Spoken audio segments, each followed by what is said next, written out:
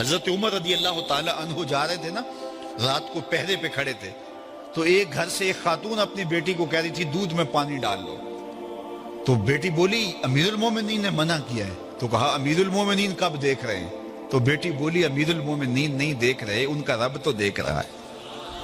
حضرت عمر دروازے پہ نشان لگایا تو آ گئے، دن کے اجالے میں پھر اس گھر کے دروازے پہ گئے اور صاحب خانہ سے کہا کہ اپنی بیٹی کا رشتہ میرے بیٹے کے لیے دے دو۔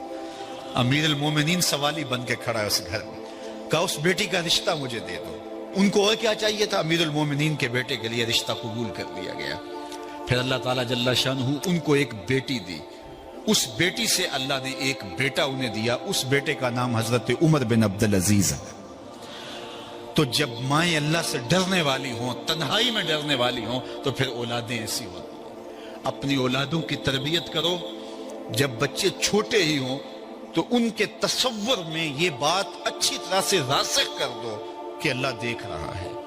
پھر وہ کبھی رشوت نہیں لیں گے کہ اللہ دیکھ رہا ہے، اور وہ کبھی خیانت نہیں کریں گے کہ اللہ دیکھ رہا ہے، وہ کبھی ملک کے راز کو نہیں بیچیں گے کہ اللہ دیکھ رہا ہے، وہ جو ہے وہ بد نگاہی نہیں کریں گے کہ اللہ دیکھ رہا ہے۔ جہاں کوئی کیمرہ نہیں پہنچتا، جہاں سیکورٹی نہیں پہنچتی، جہاں کوئی ایجنسی نہیں پہنچتی، وہاں یہ عقیدہ پہنچتا ہے کہ میرا اللہ مجھے دیکھ رہا ہے۔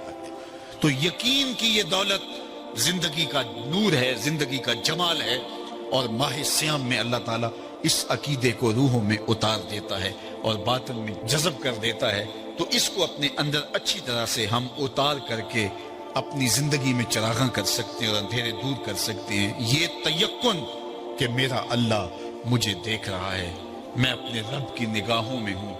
ارا زبیباً نملۃ سودا، کالی رات کے اندھیرے میں کالے پہاڑوں کی کوکھ میں گہرا غار ہے، اس غار میں چیونٹیوں کا سوراخ ہے، اس میں جب چیونٹی چلتی ہے اور وہ بھی سیاہ رنگ کی ہے، رات کی بھی سیاہی ہے، پتھر بھی کالا ہے اور چیونٹی بھی کالے رنگ کی، سینہ سنگ پر اس چیونٹی کے چلنے کی وجہ سے ایک وہمی اور گمانی لکیر بنتی ہے جس کو خوردبین سے دیکھنا بھی ممکن نہیں۔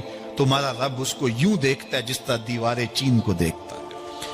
تو کیا ذہن اور دماغ کی سکرین پہ آنے والے خیالات سے وہ غافل ہو سکتا ہے؟ کیا وسوسوں سے وہ غافل ہو سکتا ہے؟ تو آئیے اس یقین اور اس تیقن میں جینے کا گر سیکھیے۔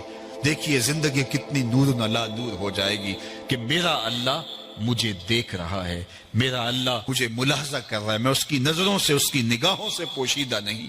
تو یہ عقیدہ ماہ سیام میں ہمیں نصیب ہوتا ہے۔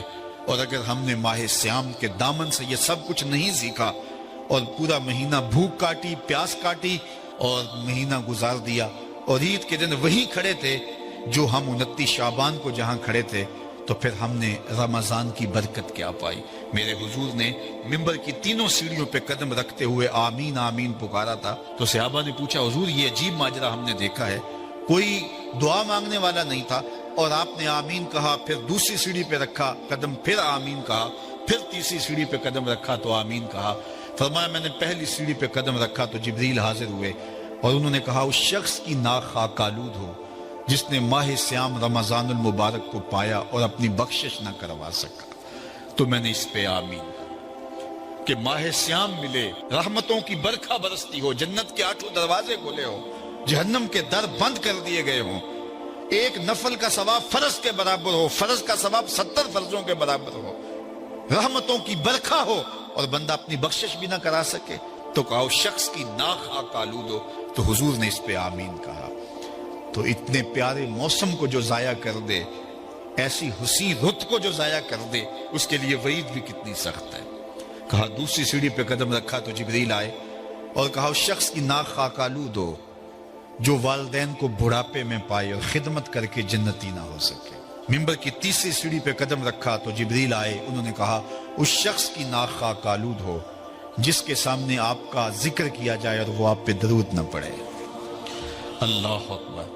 رسول رحمت کا نام آئے تو درود و سلام پیش کرو، ان کا ذکر آئے تو تمہاری روحیں بھی درود پڑھیں، تمہاری زبانیں بھی درود پڑھیں۔ اللہم صلی علی سیدنا و مولانا محمد معدن الجود والکرم۔